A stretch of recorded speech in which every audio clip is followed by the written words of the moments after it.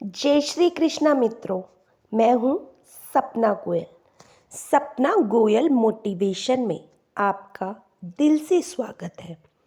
इस चैनल पर आपको रोचक, रोमांचक और प्रेरणादायक कहानियाँ देखने को मिलती हैं।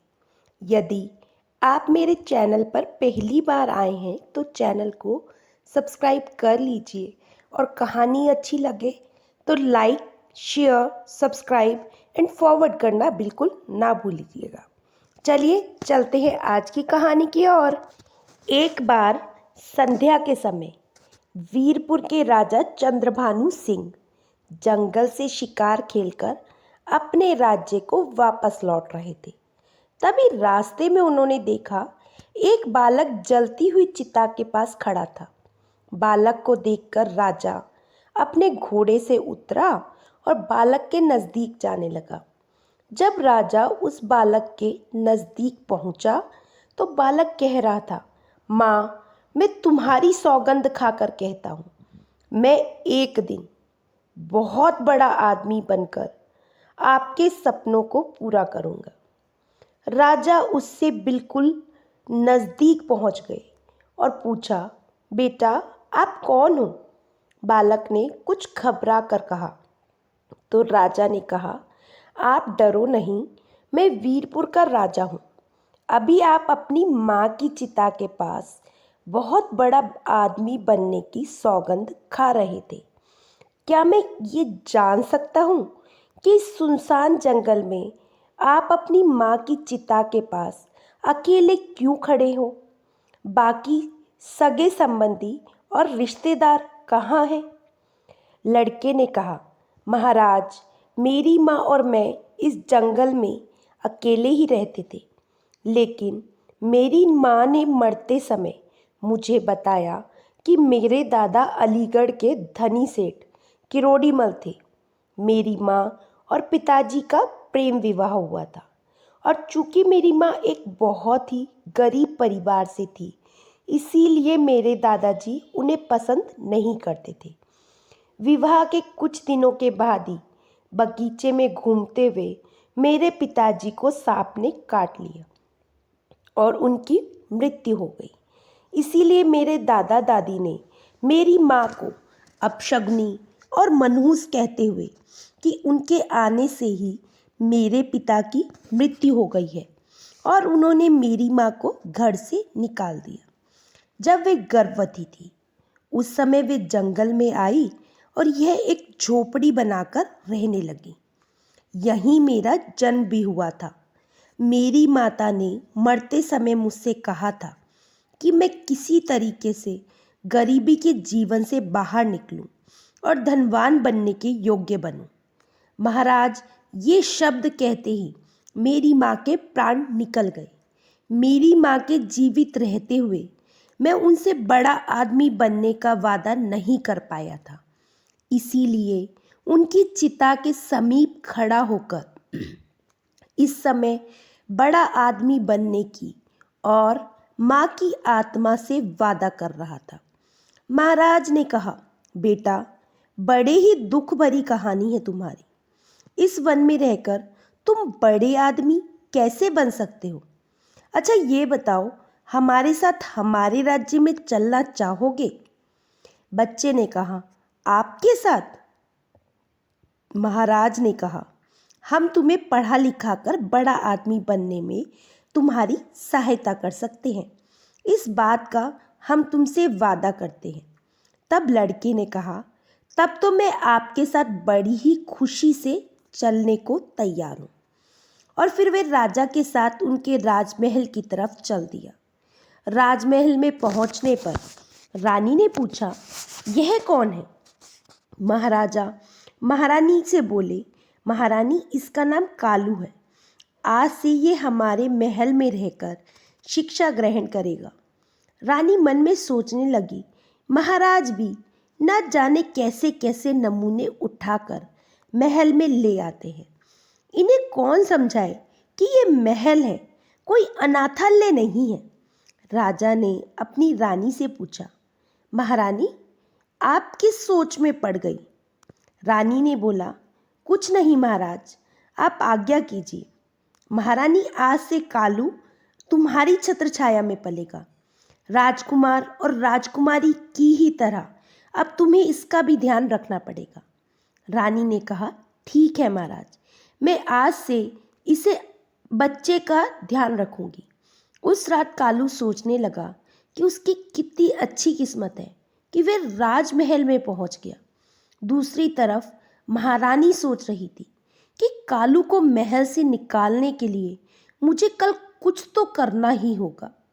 अगले दिन राजकुमार, राजकुमारी और कालू को भोजन परोसा गया। उस दिन राजकुमार और राजकुमारी को सोने की थाली में खाना दिया गया, जबकि कालू को पत्ते पर भोजन परोसा गया। इससे कालू नाराज हो गया और कहा कि वह पत्ते पर खाना नहीं खाएगा। रानी ने पूछा कि क्या वह पत्तल पर भोजन नहीं कर सकता। कालू ने जवाब दिया कि वह पत्तल पर भोजन खा सकता है, लेकिन उसे ये भेदभाव पसंद नहीं आया क्योंकि अन्य लोगों को सोने की थाली में खाना परोसा गया था। रानी ने कहा, अगर वह खाना खाना चाहता है तो खाए, वरना ना खाए। कालू ने कहा कि वह तब तक खाना नहीं खाएगा जब तक उसे सम्मान के साथ सोने की थाली में भोजन नहीं परोसा जाएगा। इससे नाराज होकर कालू महल से चला गया और उसी जंगल की ओर लौट गया जहां से वह आया हुआ था। जब महाराज महल में आए और उन्हें पूरी घटना का पता चला तो उन्होंने रानी से पूछा कि कालू को सोने की थाली में भोजन क्यों नहीं परोसा गया। रानी ने कहा कि वे कालू की परख करना चाहती थी, जिससे पता चला कि वे बहुत ही घमंडी और चतुर है। इसके सिवा उसके अंदर कोई भी विशेषता नहीं है। वह अपने जीवन में कुछ भी नहीं बन पाएगा। राजा ने कहा, महारानी, बेशक उसे पत्ते पर भोजन परोस कर तुम उसकी परीक्षा लेना चाहती थी, परंतु आपने ये ठीक नहीं किया। वह अभी बालक है, उसे अपमान महसूस हुआ होगा। कहीं वह महल से चला ना जाए। महाराज महल का सुख वैभव छोड़कर वे कैसे जा सकता है। भला राजा तुरंत कालू को महल में ढूंढने लगा, परंतु वह उन्हें महल में नहीं मिला। राजा ने सोचा, कालू अवश्य ही जंगल में अपनी झोपड़ी में चला गया होगा। मुझे तुरंत वहां जाकर उस बेसहारा बालक को वापस महल में लेकर आना चाहिए। राजा यही सोचकर अपने घोड़े पर सवार होकर जंगल की तरफ निकल पड़ा। इधर जब कालू वापस जंगल में आ गया तो गंगा नदी के किनारे त्रिकुट नाम से एक विशाल वन था, जिसका कोई दूसरा छोर नहीं था। कालू कुछ दिन तक उसी वन में भटकता रहा। भूख प्यास से व्याकुल होकर वह अब धीरे धीरे आने जाने वालों को लूटने लगा और जैसे जैसे समय व्यतीत होता गया वह एक कुख्यात डाकू बन गया था। लूटपाट करना उसका पेशा था और जो भी यात्री उसे पैसा देने में हिचकिचाता था उसे कालू बिना किसी झिझक के मार डालता था। इसी भय से लोग उस जंगल से गुजरने के लिए 100 बार सोचते थे और अगर कोई बहादुरी से उस जंगल में प्रवेश भी करता तो डाकू उसे लूट लेता था। इस तरह डाकू कालू का खौफ आसपास के सभी गांवों में फैल गया। एक दिन गांव के कुछ लोग एकत्र हुए और उन्होंने डाकू कालू से मुक्ति पाने की योजना बनाई। एक व्यक्ति ने कहा, कालू डाकू का आतंक दिन प्रतिदिन बढ़ता ही जा रहा है, हमें इससे कुछ भी करके निपटना चाहिए। एक ने कहा, भाइयों, संगठन में बहुत ही शक्ति होती है, यदि हम सब मिलकर उस पर धावा बोल दें तो कैसा रहेगा। इससे तो हम सहज ही उसे अपने कब्जे में ले लेंगे, तब हम उसकी गर्दन काटकर उसे मार देंगे। दूसरे ने कहा, विचार तो तुम्हारा बहुत ही उत्तम है, तो फिर देरी किस बात की, आज ही कालू डाकू पर धावा बोल दिया जाए। उसी समय सभी लोग अस्त्र शस्त्रों से सुसज्जित होकर चित्रकूट जंगल की ओर चल पड़े। वन में पहुंचकर वे डाकू कालू को ललकारने लगे। कहाँ छिपा है डाकू कालू? कहाँ छिपा है? बाहर निकल, देख, आज हमें तू लूट नहीं पाएगा। आज सब तेरी मौत बनकर आए हुए हैं। आज हम सबसे बचकर तू नहीं बच पाएगा। शिकार के चक्कर में झाड़ियों में छिपे डाकू कालू ने जब देखा कि बहुत से लोग उसके खिलाफ बोल रहे हैं तो वे अचानक से चौंक गया। उसने सोचा कि अगर आज वे इस भीड़ के हाथ लग गया तो उसका बचना नामुमकिन है, जबकि वे लोग लगातार उसे चुनौती दे रहे थे। डाकू कालू ने सोचा कि यहाँ तो मुझे ये लोग ज़रूर पकड़ लेंगे। मुझे कहीं और छुपना होगा ताकि मैं अपनी जान बचा सकूं। ये सोचकर वह वहाँ से उठा और चुपचाप वहाँ से भाग निकला। जल्द ही उसे साधु की कुटिया दिखाई दी। उस कुटिया में ब्रह्मऋषि नाम के एक साधु रहते थे। वह बहुत ही करुणामय थे। जब भी कोई यात्री उस तरफ से गुजरता, साधु महाराज उनसे निवेदन करते कि वे कुछ समय के लिए उनकी कुटिया में विश्राम करें और फिर यात्रा जारी रखें। यात्री उनके निवेदन को स्वीकार कर लेते और उनकी कुटिया में आराम करने लगते। बाद में यात्री उन्हें प्रणाम करके अपने रास्ते निकल जाते। इस प्रकार साधु महाराज उस वन में गुजरने वाले यात्रियों की सेवा किया करते थे। उसी कुटिया में वह कालू नाम का डाकू पहुंच गया। जब वह कुटिया में पहुंचा तो वह बहुत ही हाफ रहा था। साधु ने उसे देखा और कहा, कौन हो तुम? इस तरह से हाफ क्यों रहे हो? और इस वीरान जंगल में तुम अकेले क्या कर रहे हो? उसने कोई जवाब नहीं दिया। साधु ने फिर से पूछा, कौन हो तुम? क्या घर से भाग कर आए हो? कालू ने कहा, नहीं ऋषिवर, ऐसी कोई बात नहीं है। तब कालू ने ऋषि को अपनी पूरी राम कहानी सुनाई। तब ऋषि अर्थात साधु ने कहा, तो तुम बड़े आदमी बनना चाहते थे और एक डाकू बन गए।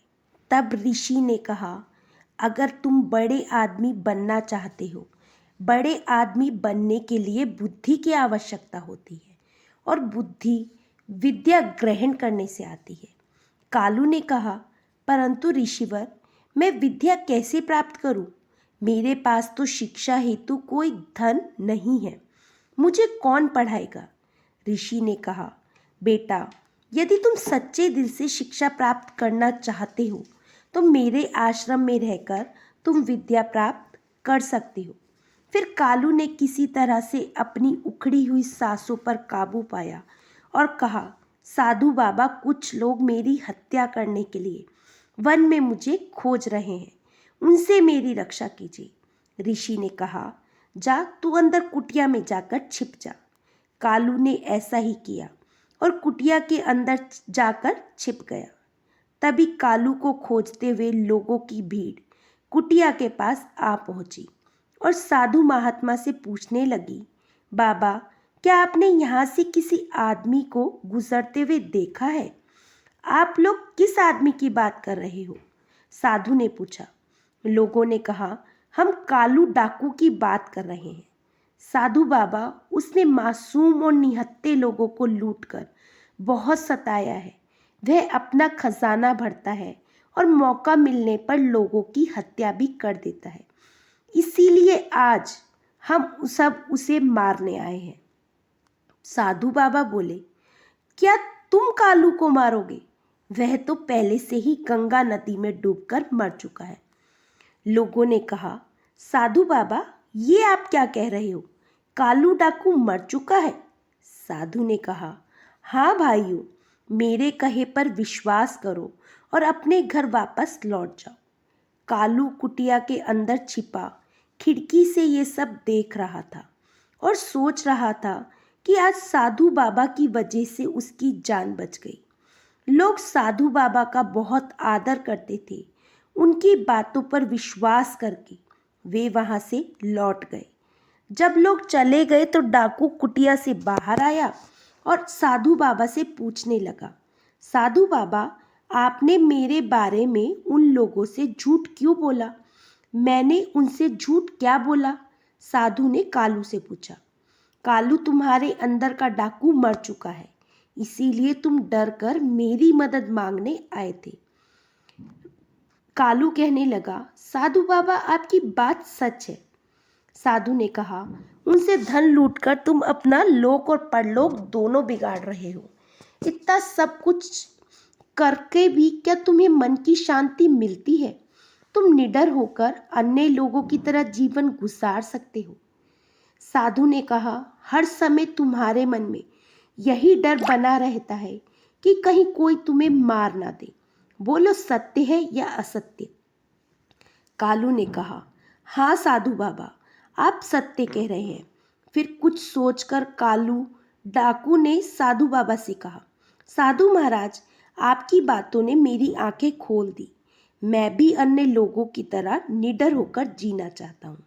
आप मुझे कोई ऐसा उपाय बताइए जिसको करने से लोग मुझे भी आप ही की तरह आदर सम्मान से देखें। मैं वचन देता हूँ कि आप मुझसे जो भी काम करने को कहेंगे मैं उसे अवश्य करूँगा। बाबा ने कहा, अगर ऐसा है तो आओ मेरे पीछे। तब कालू साधु बाबा के साथ एक पर्वत की ओर चल दिया। कालू उनके पीछे पीछे चल रहा था। पर्वत की तलहटी में पहुंचने पर साधु महाराज ने कहा, कालू, इन दो पत्थरों को सिर पर उठाकर पहाड़ पर मेरे पीछे पीछे चलो। कालू ने कहा, अच्छा साधु बाबा। और कालू ने ऐसा ही किया। उसने दोनों पत्थर उठाकर अपने सिर पर रखकर साधु बाबा के पीछे पीछे चलने लगा। कुछ ही कदम चलने पर वे थकने लगा। तब साधु महाराज ने पूछा, क्या हुआ कालू? कालू ने कहा, साधु बाबा, ये पत्थर बहुत भारी है। तो साधु ने कहा, अच्छा एक पत्थर फेंक दो। कालू ने तुरंत एक पत्थर फेंक दिया और फिर से साधु के पीछे चलने लगा। कुछ दूर जाने पर कालू ने कहा, साधु बाबा, ये अकेला पत्थर भी कम भारी नहीं है, अब मैं चढ़ाई नहीं कर सकता हूँ। साधु ने कहा, ठीक है, तुम इसे भी नीचे फेंक दो और मेरे पीछे आओ। कालू ने दूसरा पत्थर भी फेंक दिया। साधु के पीछे पीछे पहाड़ पर चलने लगा। अब आसानी से पहाड़ की चोटी पर कालू पहुंच गया। वहां पहुंचकर कालू ने कहा, साधु बाबा, आप मुझे यहाँ पर क्यों लाए हैं? साधु बाबा ने कहा, तुम्हें एक शिक्षा देने के लिए। देखो, अब तक तुम्हारे सिर पर लूटमार और हत्या रूपी दो भारी पत्थरों का बोझ था, जो तुम्हें जनप्रिय रूपी पहाड़ पर चढ़ने नहीं देता था। इसीलिए तुम एक काम करो, आज से लूटपाट और हत्याएं करना बंद कर दो। जिन लोगों का धन तुमने आज तक लूटा है उन्हें वापस कर दो। तब जाकर तुम भी सब लोगों के प्रिय बन जाओगे। तभी सब जगह भले आदमी के रूप में तुम पहचाने जाओगे। कालू ने कहा, ठीक है साधु बाबा, मैं ऐसा ही करूँगा। लेकिन मुझे ये पता नहीं है कि जिन लोगों से मैंने धन लूटा था वे कौन थे और कहाँ के निवासी थे। फिर साधु बाबा ने कहा, इसीलिए तुम ऐसा करो कि चुराया हुआ धन गरीबों और भिखारियों में बांट दो। कालू ने कहा, ठीक है साधु बाबा, मैं ऐसा ही करूँगा। कालू ने ऐसा ही किया और भेष बदलकर शहर में पहुँच गया और अपने साथ लाए गए सारे धन को गरीबों और ज़रूरतमंदों में बांट दिया। धन बांटने के बाद कालू वापस वन में साधु बाबा के पास लौट आया और बोला, साधु बाबा, मुझे अपनी शरण में ले लीजिए। मैंने अब तक कोई भी अच्छी बात नहीं सीखी है। मुझे ज्ञान से परिपूर्ण बातें सिखाकर मेरे जन्म को सार्थक बना दीजिए। कालू ने साधु बाबा से विनती की। साधु बाबा ने उसे अपना शिष्य बना लिया और कहा, कालू, जहाँ तक हो सकेगा हमेशा दूसरों की मदद करो। दूसरों की सहायता करना ही मानवता की सच्ची सेवा है और यही भगवान की सेवा भी है। कालू ने सच्चे दिल से साधु बाबा की सेवा की और उनके सानिध्य में 5 वर्ष बिता दिए। साधु बाबा की कृपा से वे अत्यंत ही बुद्धिमान और सच्चे चरित्र वाला व्यक्ति बन चुका था। एक दिन साधु बाबा ने कहा, कालू, आज तुम्हारी शिक्षा पूरी हो चुकी है। कालू ने उत्तर दिया, परंतु मैं आपकी शिक्षा का मूल्य कैसे चुका पाऊंगा? साधु ने मुस्कुराते हुए कहा, बेटा, शिक्षा का कोई मूल्य नहीं होता, ये तो अमूल्य है। कालू ने शिक्षा प्रारंभ की और आश्रम के कामों में भी मदद करने लगा। वर्षों बीत गए और कालू युवा हो गया। एक दिन आशीर्वाद देते हुए साधु बाबा ने कहा, कालू, आज तुम्हारी शिक्षा संपूर्ण हो चुकी है। मुझे गर्व है कि तुम मेरे सबसे योग्य और बुद्धिमान शिष्य हो। अपनी बुद्धि का प्रयोग करके तुम कठिनाइयों में भी सफलता प्राप्त कर सकोगे। ये मेरा आशीर्वाद है। अब तुम एक आदर्श पुरुष के रूप में परिवर्तित हो चुके हो। कालू ने पूछा, गुरुदेव, अब मुझे क्या करना है? साधु बाबा ने उत्तर दिया, कालू, अब तुम जीवित हो, तुम्हारे सामने पूरा जीवन पड़ा है। इसीलिए अब तुम्हें कोई ऐसा कार्य करना होगा जिससे तुम अपना जीवन यापन कर सको। अब तुम्हें कोई कार्य करके अपने जीवन यापन करना होगा। कालू ने निराश होकर कहा, गुरुदेव, मैं तो एक डाकू के रूप में बदनाम हूँ। भला मुझे से आदमी को कौन काम देगा? साधु बाबा ने सलाह दी, जाओ, अपने बुद्धि के बल पर जीवन के कुरुक्षेत्र में सफल योद्धा बनकर उतरो। कालू ने वीरपुर जाने का निश्चय किया। वीरपुर वह राज्य था जहाँ के राजा ने बचपन में उसे आश्रय दिया था, परंतु रानी ने उसे अपमानित करके निकाल दिया था। जब कालू वीरपुर पहुंचा तो उसने सुना कि वहां के मंत्री की अकस्मात मृत्यु हो चुकी है और इसलिए मंत्री का पद खाली पड़ा था। राजा के दरबार में आज मंत्री के खाली पद के लिए योग्य उम्मीदवार का चयन होना था। कालू दरबार में पहुंचा और जो कुछ हो रहा था उसे ध्यान से देखने लगा।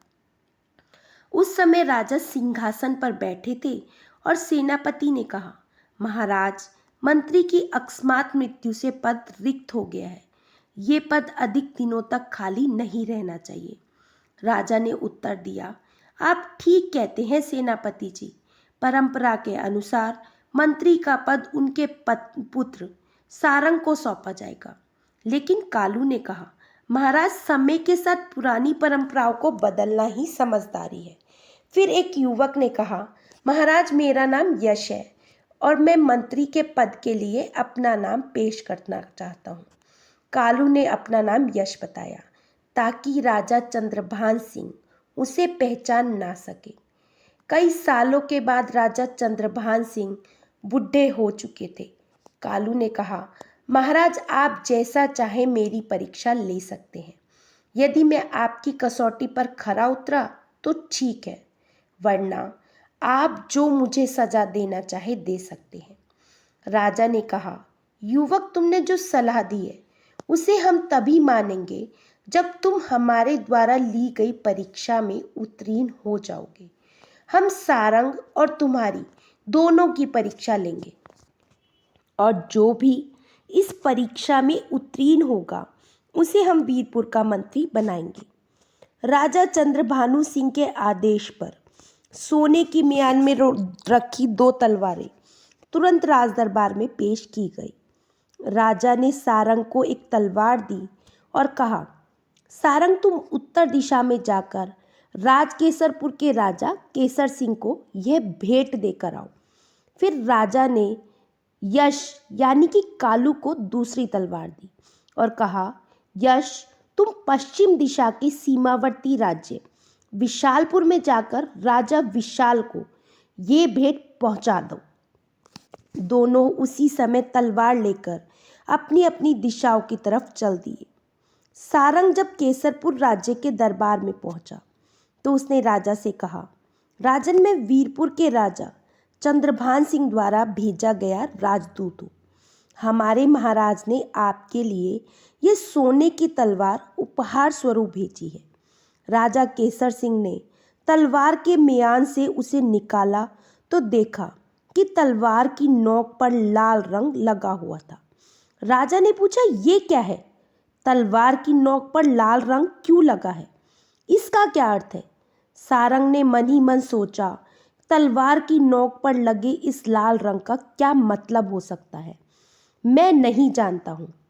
फिर भी उसने राजा को जवाब दिया, राजन, लाल रंग का रहस्य यह है कि या तो आप हमारे राजा की तलवार की शक्ति स्वीकार कर लें, वरना हमारे महाराज की तलवार आपके राज्य में खून की नदियां बहा देगी। राजा केसर सिंह ने अपने सेनापति को आदेश दिया, राजा चंद्रभानु सिंह ने हमें चुनौती दी है, आज से ही सेना का संगठन शुरू कर दो। हम जल्द से जल्द वीरपुर पर आक्रमण करने की योजना बना रहे हैं। ये सुनकर सारंग घबरा कर वहां से चला गया। दूसरी ओर जब कालू विशालपुर पहुंचा और वहां के राजा के सामने पेश हुआ तो राजा ने पूछा, राजदूत, इस तलवार की नोक पर लाल रंग का क्या मतलब है? हमें समझ नहीं आया, इसका मतलब क्या है? कालू ने गहरी सोच में पड़ने के बाद कहा, महाराज, हमारे राजा आपका बहुत सम्मान करते हैं। ये तलवार उसी सम्मान का प्रतीक है। तलवार की नोक पर लाल रंग लगने का मतलब है कि हमारे राजा और आपका राज्य आपकी मित्रता के लिए किसी भी हद तक जा सकेंगे। राजा ने खुश होकर कहा, बहुत बहुत अच्छी है। मैं आपके राजा की इस मित्रता की तलवार को स्वीकार करता हूँ और उनका हार्दिक धन्यवाद भी करता हूँ। मैं भी पूरी कोशिश करूँगा कि आपके राज्य का सच्चा मित्र बनूं। मेरा तन मन हमेशा उनके लिए समर्पित रहेगा। इसके बाद राजा ने कहा, राजदूत, मैं आपके राजा को इस सेना की एक टुकड़ी और कुछ बहुमूल्य उपहार भेंट कर रहा हूँ। कालू ने धन्यवाद कहा और वे सेना की उस टुकड़ी और बहुमूल्य उपहारों के साथ वीरपुर की ओर चल पड़ा। इधर केसरपुर की सेना ने हरिनगर की ओर कूच कर दिया। सारंग और यश दोनों ही वीरपुर में पहुंचे। तब राजा ने कहा, कहो सारंग, केसरपुर के राजा ने तुमसे क्या कहा? तलवार की नोक पर लगे हुए लाल रंग का तुमने उन्हें क्या अर्थ बतलाया? तब सारंग ने उन्हें सारी बात विस्तार से बता दी। राजा बोले, ओ सारंग, ये तुम क्या कह रहे हो? केसर सिंह शीघ्र ही हमारे राज्य पर आक्रमण करने वाला है। सारंग ने बोला, जी महाराज। उसी समय एक गुप्तचर आया और सूचना दी, महाराज, केसरपुर की विशाल सेना वीरपुर की तरफ बढ़ चली आ रही है। अब क्या होगा? इतनी शीघ्र तो हम अपनी सेना को संगठित भी नहीं कर सकते हैं। राजा चिंतित हुए। तब वहां पर मौजूद कालू ने कहा, महाराज, घबराइए नहीं। जब मैंने विशालपुर के राजा को तलवार की नोक पर लगे हुए लाल रंग के विषय में जानकारी दी तो उन्होंने खुश होकर अपनी सेना की एक टुकड़ी मेरे साथ रवाना कर दी। वह टुकड़ी अभी महल के बाहर खड़ी है। महाराज, चिंता करने से कुछ नहीं होगा। कृपया सेनापति जी को निर्देश दीजिए कि वे केसरपुर की सेना से युद्ध करें। मैं अपने साथ लाई गई सेना के साथ केसरपुर पर हमला करूंगा। इस दोहरे हमले से केसरपुर की सेना सामना नहीं कर पाएगी और इस परिस्थिति में विजय हमारी होगी।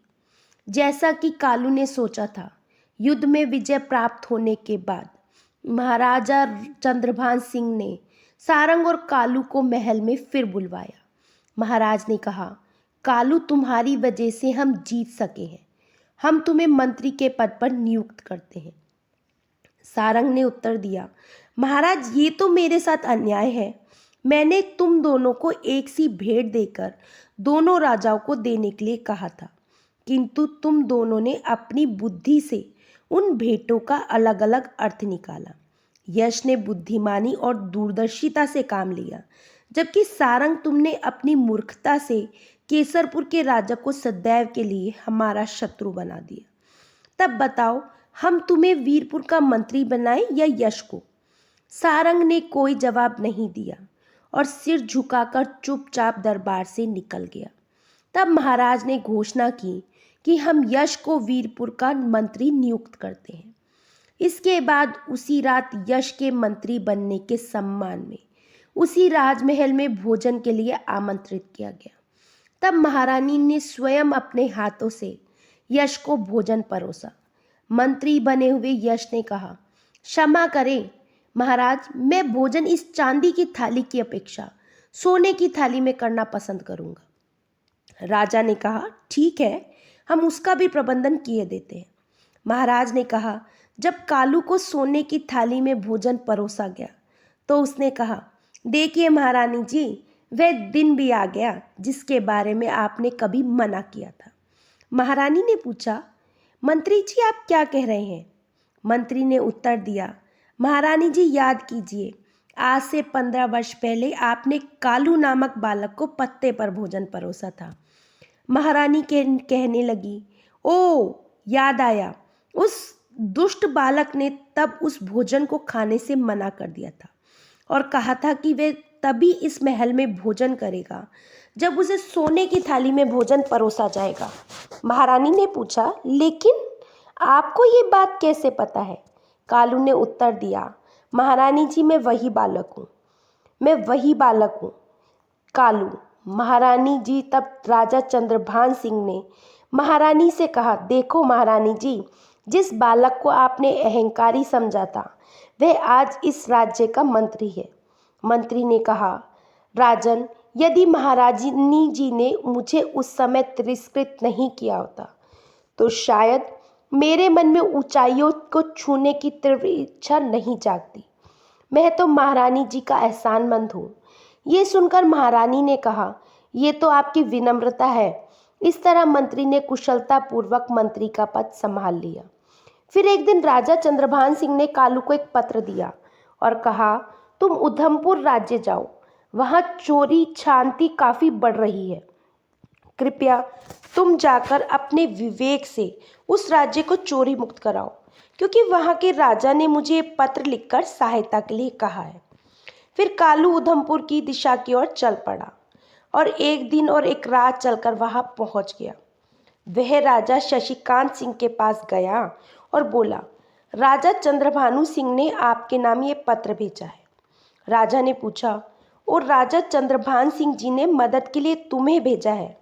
कालू से पत्र लेकर फिर राजा ने वह पत्र पढ़ा, जिसमें लिखा था, ये पत्र लेकर जो व्यक्ति आपके पास आ रहा है, ये पहले एक विख्यात डाकू था और ये 5 वर्षों से मेरे यहाँ मंत्री के पद पर कार्यरत है। मेरे साथ 5 वर्ष बिताने के बाद मैं ये जान चुका हूँ कि इसका मन पूरी तरीके से साफ हो गया है और ये एक बहुत तीव्र बुद्धि वाला व्यक्ति है। इसीलिए मैं चाहता हूँ कि आप इसे अपना विशेष सलाहकार नियुक्त कर लें। आपका हितकारी राजा चंद्रभान सिंह। पत्र पढ़ने के बाद राजा सोचने लगा, ये आदमी एक समय में विख्यात डाकू रहा है और फिर एक राज्य में मंत्री रहा है। क्या इसे विशेष सलाहकार जैसे महत्वपूर्ण पद पर नियुक्त करना ठीक रहेगा? परंतु तभी उसके दिमाग में दूसरा विचार आया। पूर्व में चाहे ये आदमी कुछ भी रहा हो, परंतु जब राजा चंद्रभानु सिंह जैसे अनुभवी राजा ने बताया है तो निश्चय ही ये उपयोगी होगा। मन में ये विचार आते ही उन्होंने कालू से कहा, तुम्हारा क्या नाम है? महाराज, मेरा नाम कालू है। कालू, आज से हम तुम्हें अपना विशेष सलाहकार नियुक्त करते हैं। कालू ने कहा, महाराज, तब तो मैं बड़ा ही सौभाग्यशाली हूँ। उस दिन से राजा शशिकांत सिंह कालू के साथ राज दरबार में पहुँचे और उन्होंने कहा, कालू, आज से तुम यहीं पर बैठा करोगे। ठीक है महाराज, कालू ने उत्तर दिया। कालू ने अभी अपना स्थान ग्रहण भी नहीं किया था कि तुरंत ही कुछ लोग अपनी शिकायत लेकर दरबार में आ पहुँचे। उनमें 3 पुरुष और एक वृद्ध महिला थी। एक पुरुष ने आगे बढ़कर महाराज से कहा, महाराज, इस बूढ़ी महिला ने हमारा सारा धन हड़प लिया है। कृपया न्याय करें और हमारा धन वापस दिलवाएं। पहले हमें सभी विवरण बताओ, राजा ने कहा, तब हम कोई निर्णय कर पाएंगे। इस पर वृद्ध महिला ने आगे बढ़कर कहा, महाराज, ये तीनों झूठ बोल रहे हैं। मैं शुरू से ही आपको पूरी बात बताऊंगी। और उसने अपनी कहानी सुनाना शुरू किया। महाराज, ये 4 व्यापारी आपके राज्य में व्यापार करने आए थे और यहाँ उन्होंने भारी मुनाफा कमाया, जिससे उनके पास काफ़ी धन इकट्ठा हो गया। फिर एक दिन ये चारों व्यापारी अपना संपूर्ण धन लेकर मेरे पास आए और कहा, बूढ़ी माँ, हम इस राज्य में नहीं नए हैं और हमारे पास काफ़ी धन है। कृपया हमारे धन की रक्षा करो। मैंने पूछा, मैं रक्षा कैसे करूं? उन्होंने कहा, हम तुम्हारे घर के आंगन में धन गाड़ देंगे और जिस दिन हम चार एक साथ आकर अपना धन मांगेंगे उस दिन तुम हमें धन वापस कर देना। अगर हम में से कोई एक धन मांगे तो उसे मत देना। मैंने कहा, ये तो बहुत सरल है, परंतु मेरे लिए क्या है? व्यापारियों ने कहा, बूढ़ी माँ, इसके बदले हम तुम्हें भी धन देंगे। मैंने तब कहा, मुझे मंजूर है। फिर उन्होंने घर में गड्ढा खोदा। बड़ी पलिया धन से भरी हुई थी। उसे वहां रखकर मिट्टी से ढक दिया। फिर वे चारों बोले, बूढ़ी माँ, हम हर शाम को यहाँ भोजन करने आया करेंगे। मैंने कहा, बड़े शौक से आओ। रोज शाम को जब वे भोजन करने आते तो मुझसे पूछते, हमारा सारा धन सुरक्षित तो है ना? मैं जवाब देती, हाँ बेटा, तुम्हारा धन पूरी तरीके से सुरक्षित है। एक दिन जब उन चारों व्यापारियों ने खजाने की जगह को खोदा तो वहां पर धन अभी भी वैसा ही था जैसा छोड़ा गया था। अब उन्हें मेरी ईमानदारी पर कोई संदेह नहीं रहा। मेरी ईमानदारी से प्रसन्न होकर उन्होंने मुझे 5 स्वर्ण मुद्राएं दी और कहा, बूढ़ी माँ, ये स्वर्ण मुद्राएं आप रख लो, ये तुम्हें काम आएंगी। मैंने आशीर्वाद दिया, झुककर, जियो मेरे लाल, मेरे बेटे, जुग जुग जियो। लेकिन उन चारों में से एक के मन में लालच जाग गया। उसने सोचा कि यदि वे मुझे धोखा देकर सारा धन हड़प ले तो उसकी जिंदगी बिना किसी मेहनत के आराम से गुजर सकती। एक दिन जब वे चारों व्यापारी घर से बाहर एक पेड़ के नीचे चौसर खेल रहे थे, तभी उनमें से एक ने दूसरे से कहा, तुम बूढ़ी माँ से जाकर कह दो कि वे जल्दी से खाना बना ले, बहुत भूख लग रही है। एक ने कहा, ठीक है, मैं अभी जाता हूँ, और वह घर की ओर चल दिया। वे सोच रहा था कि यह सबसे अच्छा मौका है जब उसके साथी बाहर व्यस्त हैं और वह अकेले में धन को हड़प सकता है। घर के अंदर पहुंचकर उसने मुझसे कहा, बूढ़ी माँ, हमें इस वक्त सारे धन की आवश्यकता है। मेरे साथी ने धन लाने के लिए मुझे भेजा है। मैंने कहा, सारे धन की एक साथ तुम लोगों को क्या आवश्यकता आन पड़ी? उसने कहा, अगर मेरी बात पर तुम्हें यकीन नहीं हो रहा तो तुम बाहर जाकर मेरे साथियों से पूछ लो। तब मैं दरवाजे पर आई और बाहर बैठे चौसर खेल रहे व्यापारियों से पूछा, तुमने जयंत से जो कहा था क्या वे ठीक है? उन्होंने कहा, हाँ बूढ़ी माँ, ठीक है, परंतु जरा जल्दी कर दो। तब मैं घर के अंदर आई और बोली, तुम्हारे साथी भी तुम्हारी बात का समर्थन कर रहे हैं, इसीलिए गड्ढे को खोदकर तुम अपना धन ले जा सकते हो। वे व्यक्ति मन ही मन सोच रहा था कि उसकी चाल कामयाब हो गई। वे तेजी से गड्ढा खोदने में जुट गया। बड़ी ही तेजी से उसने सारा धन गड्ढा खोदकर निकाल लिया। धन के 2 बड़े बड़े थैले निकालकर बाहर रख दिए। फिर मुझसे बोला, बूढ़ी माँ, तुम जरा एक लोटा पानी ला दो, मुझे बड़ी ही प्यास लग रही है। मैंने कहा, अभी लाई बेटा, और फिर मैं पानी लेने चली गई। इतने में पलक झपकते ही वह व्यक्ति दोनों धन से भरे हुए थैले उठाकर घर के पिछवाड़े में खड़े घोड़े पर लादकर तुरंत वहां से फरार हो गया। दूसरी ओर उसके साथी जो बाहर बैठकर चौसर खेल रहे थे सोचने लगे कि उसका मित्र अभी तक क्यों नहीं लौटा। उन्होंने कहा, चलो अब तक तो खाना तैयार हो गया, अंदर चलते हैं। वे तीनों अंदर गए और मुझसे बोले, खाना तैयार है क्या? हमने तो बहुत पहले अपने मित्रों को खाना बनाने के लिए कहा था। मैंने कहा, उसने मुझसे कुछ नहीं कहा, वे व्यक्ति तो सारा धन लेकर तुम्हारे पास गया है।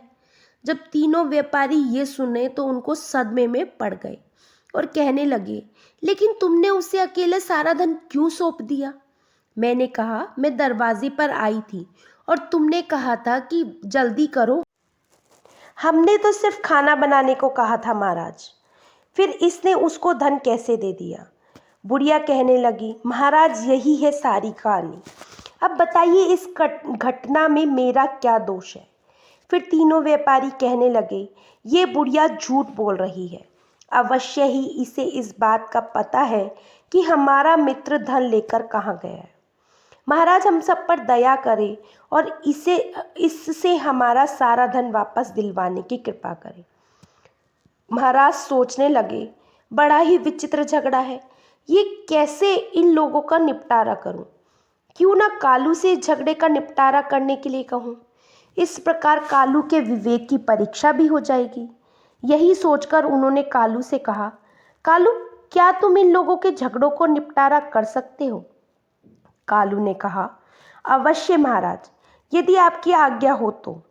कालू ने बूढ़ी औरत से पूछा, बूढ़ी माँ, जब चारों व्यापारी आपके पास धन रखने के लिए आए थे तो उन्होंने तुमसे क्या कहा था?